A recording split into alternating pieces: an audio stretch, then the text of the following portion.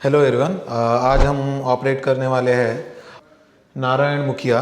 65 year old mail है जो नेपाल से आए हुए हैं और इनको सर्वाइकल माइलोपैथी हुआ है और उसके लिए हम इनको ऑपरेट करने जा रहे हैं। सर्वाइकल माइलोपैथी क्या होता है?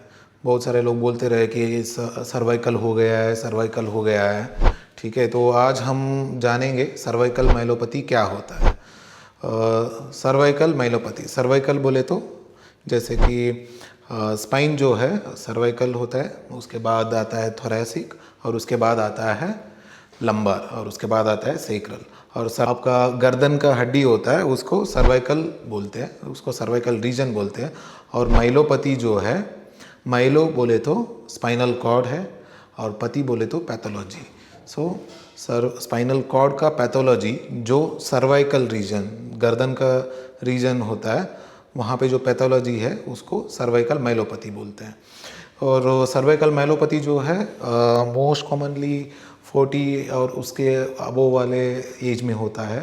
सर्वाइकल माइलोपैथी के कॉजेस होते हैं, इधर डिस्क हो सकता है जो उम्र के साथ, जैसे कि नी जॉइंट में आर्थराइटिस हो जाता है, ऐसे ही गर्दन के जो हड्डी है उसमें भी आर्थराइटिस हो जाता है, ज़्यादा ग्रोथ हो जाता है, वो जाके नस के ऊपर जो स्पाइनल कॉर्ड है उसके ऊपर दबाव देता है, उसके वजह से सर्वाइकल माइलोपैथी हो सकता है। दूसरी कॉमन वजह हो सकता है सर्वाइकल का जो डिस्क है, डिस्क बाहर आके नस के ऊपर दबाने से और क्रोनिक कंप्रेशन के वजह से सर्वाइकल माइलोपैथी होता है। और भी बहुत सारे रीज़न हो सकते हैं, जैसे कि जो लिगामेंट है, लिगामेंट बहुत मोटा हो जाना, और जो लिगामेंट है वो बोन जैसे हो जाना, जहाँ पे उसको बोलते हैं OPLL। तो ये सब है सर्वाइकल माइलोपैथी के कॉजेस। और कमिंग टू सर्वाइकल माइलोपैथी के सिम्टम्स, पेशेंट को क्या दिक्कत हो सकता है और पेशेंट क्या क्या दिक्कत लेके हमारे पास आ सकता है।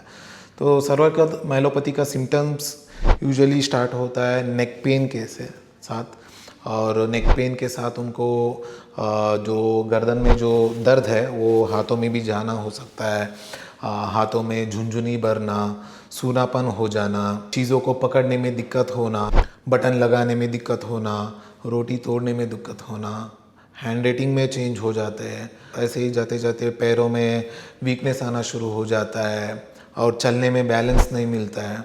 और ऐसे ही एंड स्टेज में जाते हुए प्रॉब्लम इतना ज़्यादा हो जाता है जहाँ पे पेशेंट का यूरिन और लैट्रिन जो है वो उसके ऊपर भी कंट्रोल चला जाता है।